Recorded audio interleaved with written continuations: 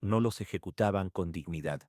Los lanzaban vivos a pozos de fuego, los colgaban por los tendones, los reducían a ceniza como advertencia.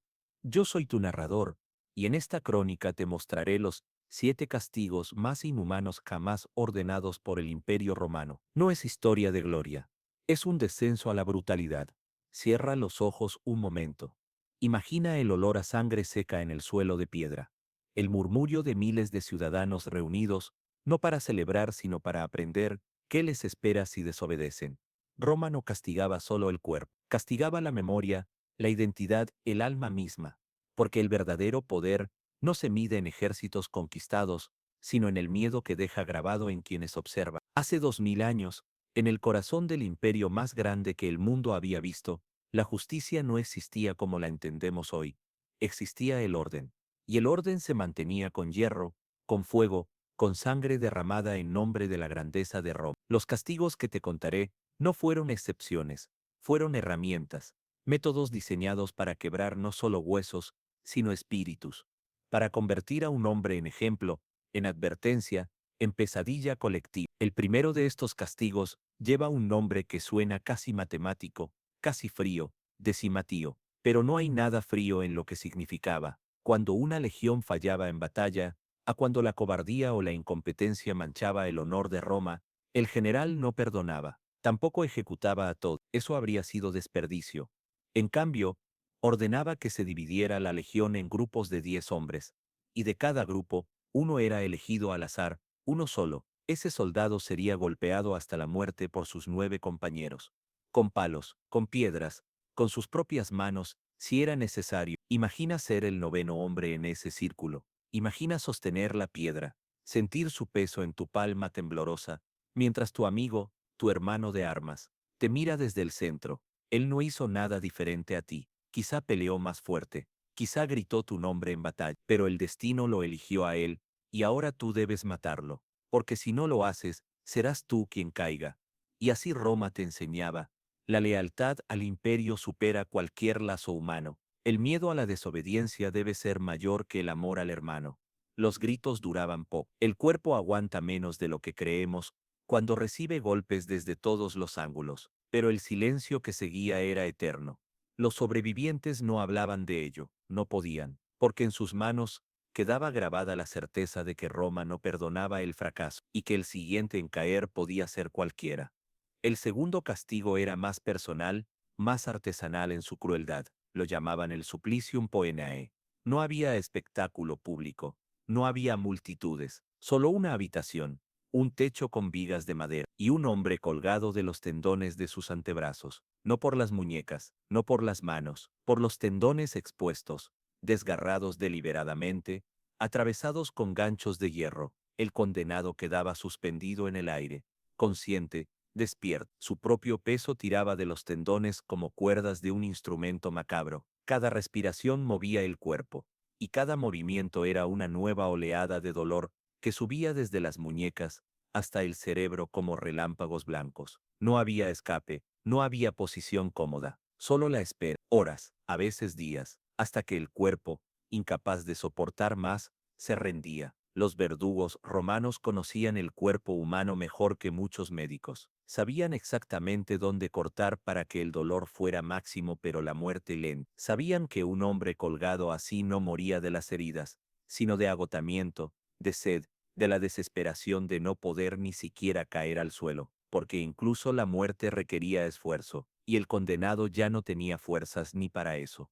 El tercer castigo te hacía desear el anterior. Era el pozo ardiente. En las afueras de Roma, lejos de los templos pero cerca de las calles principales, existían fosas cavadas en la tierra, profundas, anchas, forradas con piedras que retenían el calor como hornos. Dentro, leña apilada, aceite, resina, todo lo necesario para convertir ese agujero en un infierno literal. Cuando un criminal reincidente, un traidor o alguien considerado irreparable era condenado, lo llevaban allí al amanecer. Las llamas ya estaban encendidas. El humo subía en columnas negras que podían verse desde kilómetros. El condenado era empujado, no arrojado, empujado para que cayera de pie, para que tuviera un instante de conciencia antes de que el fuego lo alcanzara, y entonces comenzaba el verdadero castigo. El cuerpo no arde rápido. Primero es la ropa, luego la piel, luego la carne. Y durante todo ese tiempo, el cerebro está despierto,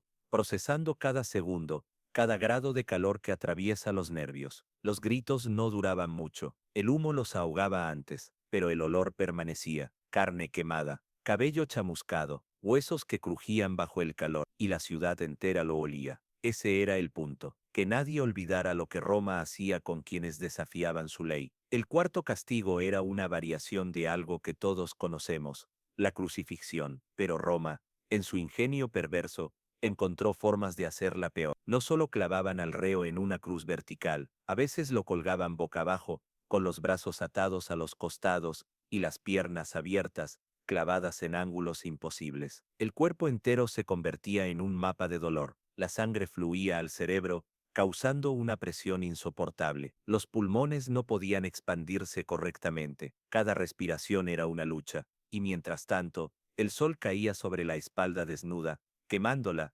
secándola, convirtiendo la piel en pergamino estirado sobre huesos. No era una muerte rápida, podía durar días, y durante todo ese tiempo, el condenado estaba expuesto a las miradas, a los insultos, a las piedras que los niños lanzaban como juego, porque en Roma, la humillación era parte del castigo. No bastaba con morir, había que morir sin dignidad, sin un solo átomo de humanidad que pudiera ser recordado. El quinto castigo nos lleva al Coliseo, pero no pienses en gladiadores honorables luchando por su libertad. Piensa en hombres y mujeres, a veces niños, arrojados desnudos a la arena, mientras las puertas de hierro se abrían y liberaban fieras hambrientas. Leones, leopardos, osos traídos desde las tierras del norte, bestias que no habían comido en días, entrenadas para asociar el olor humano con alimento. Pero lo peor no era eso. Lo peor era que muchas veces, antes de soltar a las bestias, mutilaban a los condenados. Les cortaban los tendones de las piernas para que no pudieran correr. Les ataban las manos a la espalda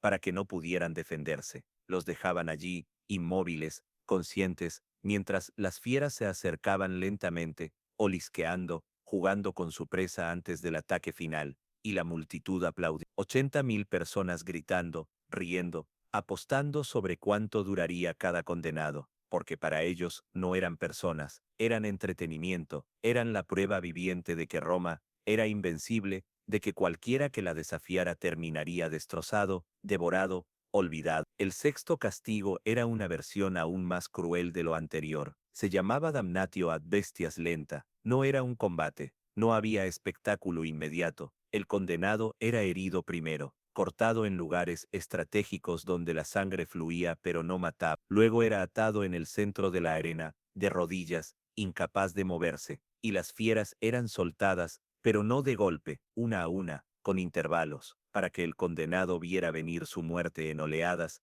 en etapas, sin poder hacer nada más que esperar. El primer animal quizás solo mordía una pierna, el segundo, un brazo, el tercero finalmente atacaba el cuello, pero entre cada ataque había minutos, minutos de dolor acumulado, de sangre perdiéndose, de fuerza abandonando el cuerpo. Y durante todo ese tiempo, la multitud observaba. Algunos comían, algunos bebían vino, algunos simplemente esperaban el momento final con la misma paciencia con la que esperarían el final de una obra de teatro. Y finalmente, el séptimo castigo. Este no atacaba el cuerpo, atacaba algo peor, la existencia misma. Se llamaba damnatio memoria, la condena de la memoria. Cuando alguien traicionaba a Roma de forma tan imperdonable que matarlo no era suficiente, el Senado decretaba su destrucción total. Su casa era quemada hasta los cimientos. Su familia era exiliada o ejecutada. Su nombre era borrado de todos los registros públicos. Cada estatua suya era derribada. Cada inscripción cincelada hasta desaparecer. Cada documento que lo mencionaba,